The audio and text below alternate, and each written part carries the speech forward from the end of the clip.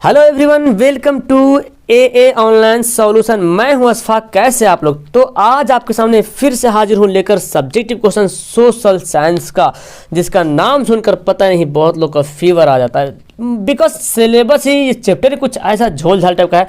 लेकिन क्या करें यार, पढ़ना तो पड़ेगा ना, तो पढ़ना पड़ेगा। तो चलो पढ़ते हैं। यहाँ पे मैं आपके लिए कुछ क्वेश्चन लाया हूँ जो कि बहुत इंपॉर्टेंट है, और अगर आपको ये सवाल याद नहीं है ना तो बस याद कर लो, बिकॉज आप लोग अब थोड़ा सीनियर होते जा रहे हो, याद करना मांगता है। ठीक है, अब बहाना नहीं चलेगा कि याद नहीं हो रहा। ठीक है, वो नहीं हो रहा तो फिर आपकी गलती है, आप याद नहीं कर रहे मन से। ठीक है, जिस दिन मन से याद कर लीजिएगा, मन से जब चाहा हुआ सारा कुछ मिल जाता है ना, मन से चाहा हुआ, मन से, दिमाग से। ओके, चलो तो सवाल को पढ़ते हैं और देखते हैं सवाल में क्या क्या लिखा हुआ है। यहाँ पे सवाल में चलिए देखते हैं यहाँ पे इसका क्या बारे में बोलता है। तो सवाल आपके सामने बोलता है कि खिलाफत आंदोलन क्यों हुआ था। खिलाफत आंदोलन क्यों हुआ था? अब देखिए इसका जवाब देखिए। खिलाफत आंदोलन मार्च 1919 में बम्बई में एक खिलाफत समिति का गठन किया गया था। बम्बई, जिसको आज हम लोग मुंबई बोलते हैं ना, वही बम्बई है। पहले बम्बई बोलते थे। ठीक है, सबका नाम चेंज होता गया। पहले हम लोग बोलते अब बोलते कोलकाता, पहले बोलते थे कलकत्ता। ठीक है, तो बोलता खिलाफत आंदोलन मार्च 1919 में बम्बई में एक खिलाफत समिति का गठन किया गया था। मतलब खिलाफत समिति था, उसके बाद खिलाफत शुरू हुआ। मोहम्मद अली और शौकत अली, ये दोनों याद रखेगा, मोहम्मद अली और शौकत अली बंधुओं के साथ है ना, साथ उनके मुस्लिम नेताओं इस मुद्दे पर संयुक्त जन कार्रवाई की संभावना तलाशने के लिए महात्मा गांधी के साथ चर्चा शुरू कर दी। ठीक है, तो मतलब समझ में आ रहा, यानी कि खिलाफत आंदोलन जो है मुंबई में शुरू हुई थी और मोहम्मद अली शौकत अली के बंधुओं के साथ, मतलब अपने साथ में अनेक मुस्लिम नेताओं इस मुद्दे पर जो है संयुक्त कार्रवाई, जन कार्रवाई की संभावना तलाशने के लिए महात्मा गांधी के साथ चर्चा शुरू कर दी। सितंबर 1920 में कांग्रेस के कोलकाता अधिवेशन, देखो कोलकाता अधिवेशन कब हुआ था? 1920 में। सितंबर 1920 में कांग्रेस के कोलकाता अधिवेशन में महात्मा गांधी ने भी दूसरे नेताओं को इस बात पर मना लिया कि खिलाफत आंदोलन के समर्थन और स्वराज के लिए एक असहयोग आंदोलन शुरू किया जाना चाहिए। यह आंदोलन जनवरी 1921 को समाप्त हुआ था। ठीक, कौन आंदोलन? खिलाफत आंदोलन के बारे में बात किया जा रहा है। तो मतलब कि ये है कि खिलाफत के मतलब हुआ उससे खिलाफ। खिलाफत को मतलब क्या समझ रहे हैं? बोलते हैं हम आपके खिलाफ है। खिलाफत आंदोलन उसी को बोला गया, मतलब हम सरकार के खिलाफ है। ठीक है, तो खिलाफत आंदोलन 1919 में शुरू किया गया, बम्बई में शुरू किया गया था। मोहम्मद अली और शौकत अली दो नेताओं ने मिलकर और मुस्लिम नेताओं ने इसके बारे में कि खिलाफत आंदोलन शुरू की जाए, मतलब सरकार के खिलाफ आंदोलन किया जाए। तो महात्मा गांधी से चर्चा शुरू कर दी कि महात्मा गांधी के साथ लेने के लिए। और महात्मा गांधी भी 1920 में जो कांग्रेस अधिवेशन हुआ था, अनेक नेताओं को भी, मतलब जो मुस्लिम नेता थे उसके अलावा और जो नेता थे उन नेताओं को भी मना लिया है। और खिलाफत आंदोलन के समर्थन और स्वराज के लिए एक असहयोग आंदोलन, असहयोग आंदोलन को पता है 1920 में असहयोग आंदोलन शुरू हुआ था। ठीक है, असहयोग आंदोलन शुरू किया जाना चाहिए। यह आंदोलन जनवरी 1921 को समाप्त हुआ। कौन आंदोलन? खिलाफत आंदोलन 1921 को समाप्त हुआ था। तो एक्चुअली में इसका ये था जी कि खिलाफत आंदोलन सरकार के खिलाफ में एक आंदोलन शुरू कर रहा था, और साथ साथ जो तुर्की देश में जो मुसलमानों के खिलाफत के साथ जो छेड़छाड़ किया जा रहा था, तो वहाँ भी मतलब ब्रिटिश का भी ही राज था। तो इसीलिए गांधी जी के साथ मिलकर जो है कुछ मुस्लिम नेता, मोहम्मद अली शौकत अली जो हाईलाइटेड है, उन लोगों ने मिलकर खिलाफत आंदोलन शुरू किया था। ठीक है, तो याद रहेगा। चलिए अगला सवाल पढ़ते हैं। सवाल देखिए यहाँ पे क्या बोलता है। 19वीं सदी के मध्य में बम्बई शहर की आबादी में भारी वृद्धि क्यों हुई, है ना? ये भी एक मतलब ऑब्जेक्टिव सवाल या एक नंबर वाला सवाल में आता है, या 2 नंबर सवाल में आ सकता है। 2 नंबर के सवाल का तो क्वेश्चन ही 1 नंबर में आ सकता है ऑब्जेक्टिव सवाल कि 19वीं सदी के मध्य में बम्बई शहर की आबादी में भारी वृद्धि हुई थी, क्यों? तो आंसर देखें। बम्बई भारत का एक प्रमुख नगर था, सबसे इंपॉर्टेंट भारत का, ऐसे भी अभी भी है। 19वीं सदी के उत्तरार्ध में इसका विकास होने लगा, है ना? 19 उत्तरार्ध मतलब उत्तर की तरफ, 19वीं सदी के उत्तरार्ध में इसका विकास होने लगा था। 1872 में इसकी आबादी 6,44,405 से बढ़कर 1941 में देखा गया तो 15 इकाई दाई सैकड़ा हजार 10 लाख 15 लाख हो गए। इकाई दाई सैकड़ा हजार लाख 10 लाख करोड़। अच्छा, 1,00,000 मतलब 150 लाख हो गए, 150 लाख हो गई, 1,50,00,000 हो गए थे, ठीक है। तो यानी कि 15 लाख भी बोल सकते हैं। 19वीं सदी के अंत तक इसका विस्तार तेजी से हुआ।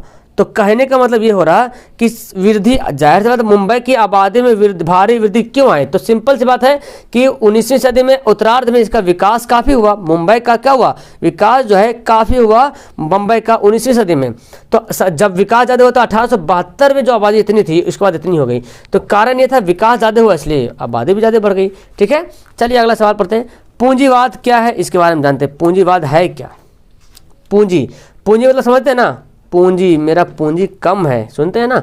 तो यहाँ पे पूंजीवाद का मतलब समझते हैं। 19वीं शताब्दी में अच्छा डबल लिखा गया है, एक ही बार होगा, 19वीं शताब्दी में या 19वीं सदी बोल सकते हैं, 19वीं सदी में या 19वीं एक बार होगा। 19वीं शताब्दी में औद्योगिक फलस्वरूप ही समाज में पूंजीपति वर्गों का उदय हुआ, ठीक है।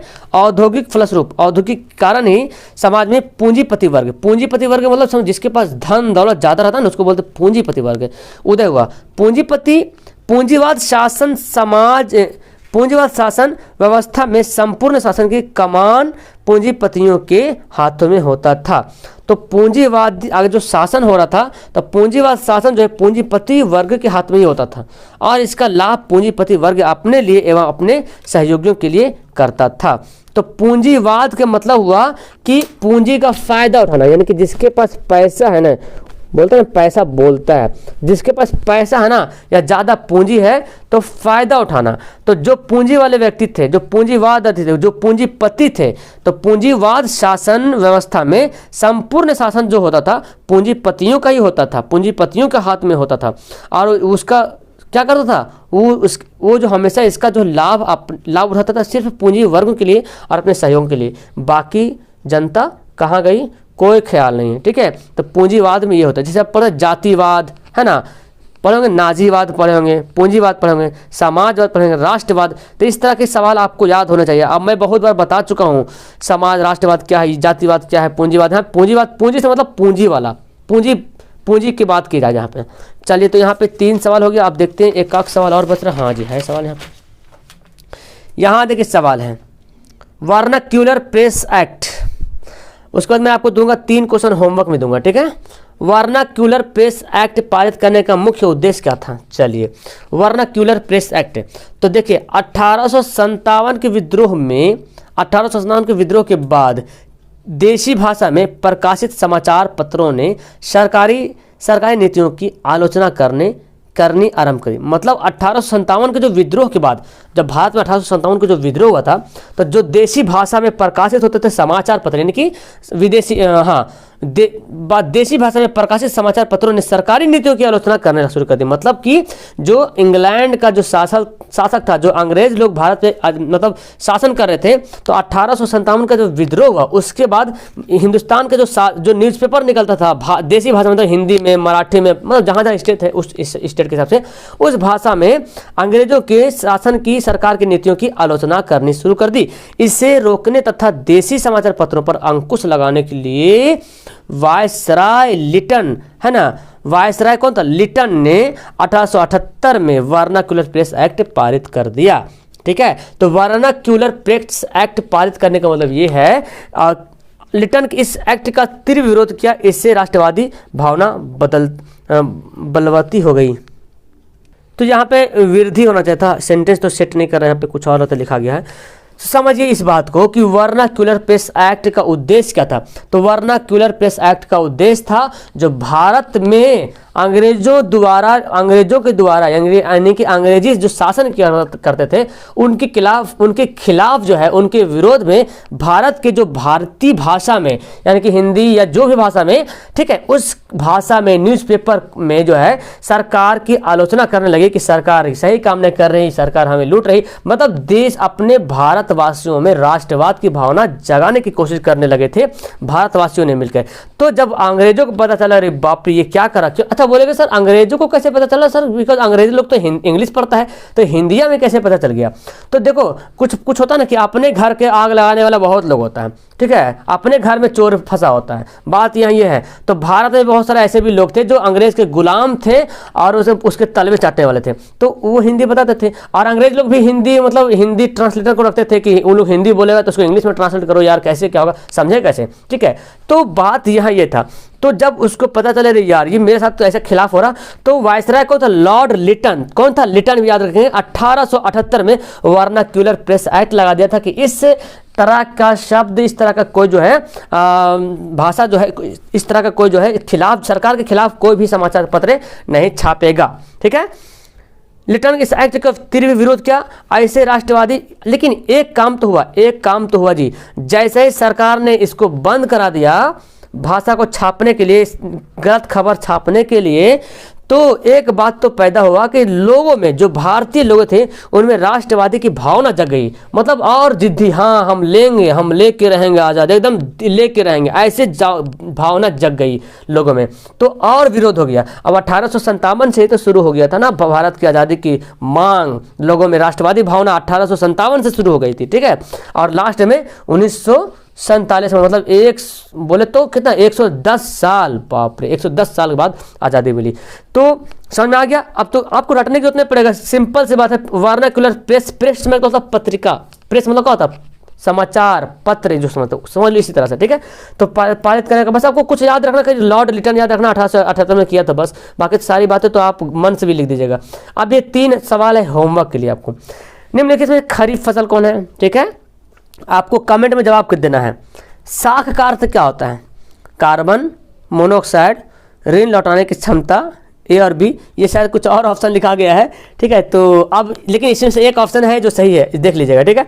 मिट्टी का पीएच मान कितना होता है। चलिए ये सवाल आपके लिए है होमवर्क के तौर पे, इसको बनाइए, नीचे कमेंट करें। अच्छा, मैं इसका पीडीएफ आपको शेयर कर दूंगा, ठीक है, डोंट वरी। मैं टेलीग्राम पे इसका पीडीएफ शेयर कर दूंगा। जो बंदे पहली बार देख रहे हैं तो टेलीग्राम नाम का एप्लीकेशन डाउनलोड करो, टेलीग्राम, TELEGRAM एप्लीकेशन डाउनलोड करो प्ले स्टोर से, और वहां पे AA ऑनलाइन सॉल्यूशन PDF के नाम से सर्च करो, या AA ऑनलाइन सॉल्यूशन 2021 के नाम से सर्च करो। ग्रुप आ जाएंगे, सेम लोगो रहेगा यूट्यूब के वाला, और वहां पे ज्वाइन हो जाना। ज्वाइन होने के बाद मैं आपको PDF वहां पे भेजता रहूंगा, ठीक है। वीडियो कैसे लगा एकदम लाइक करने की जरूरत है, और पहली बार तो चैनल को सब्सक्राइब करो, अपने दोस्तों को शेयर करो। यहाँ पे डेली क्लासेस यहाँ पे आपको मिलेगी। Okay, that's all, thank you everyone, bye.